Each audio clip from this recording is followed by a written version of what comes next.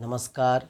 Science and study zone में आप सभी लोगों का स्वागत है और आदरणीय कवि रहीम जी के दोहे का अध्ययन हम लोग कर रहे हैं। आज फिर हमारे पास दो दोहे हैं, इसका अध्ययन हम लोग करते हैं। इसमें बहुत ही खूबसूरत संदेश और शिक्षा भरी पड़ी है। आइए शुरुआत करते हैं। रहीमन निज मन की व्यथा, मन ही राखो गोए, सुन अठिलय हैं लोग सब, बाँटी ना ले हैं कोय। एक बार फिर से पढ़ते हैं।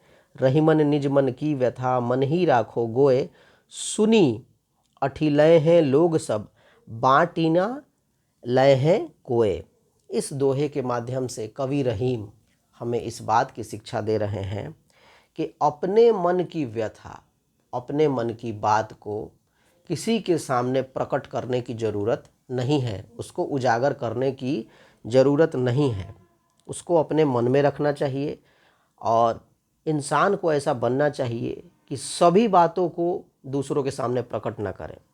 क्योंकि कुछ लोग ऐसे होते हैं हमारे जीवन में, समाज में, परिवार में, जो बदलते समय के अनुसार उस बात को उजागर करके आपकी खिल्ली उड़ाएंगे, आपका मजाक उड़ाएंगे और वो जो ज़रूरत है, जो पेन है, जो दर्द है, जो तकलीफ़ है, उसको कोई भी नहीं बांट लेगा।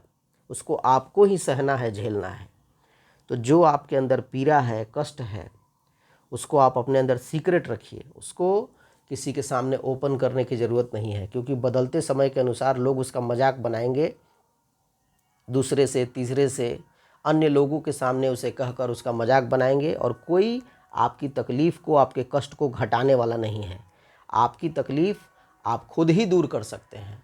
तो इंसान को ऐसा बनने की ज़रूरत है कि हर बात को दूसरों के समक्ष प्रकट नहीं करना है। आइए एक और दोहा पढ़ते हैं। जो रहीम ओ छो, जो रहीम ओ छौ बढ़े, तो अति ही इतराई। जो रहीम ओ छौ बढ़े, तो अति ही इतराई, प्यादा सो फर्जी भयो, टेढ़ो टेढ़ो जाई।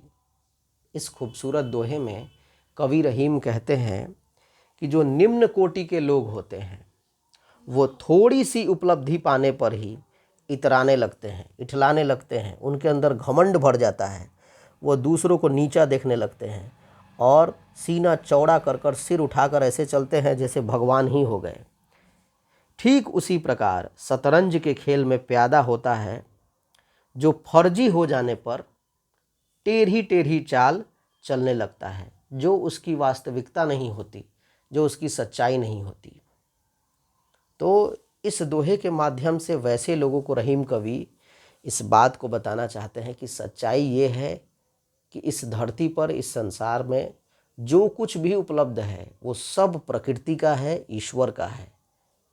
तो उपलब्धि पाने पर, संपन्नता आने पर इठलाने की ज़रूरत नहीं है और मन में घमंड को बिल्कुल भी नहीं लाना है। Thank you very much.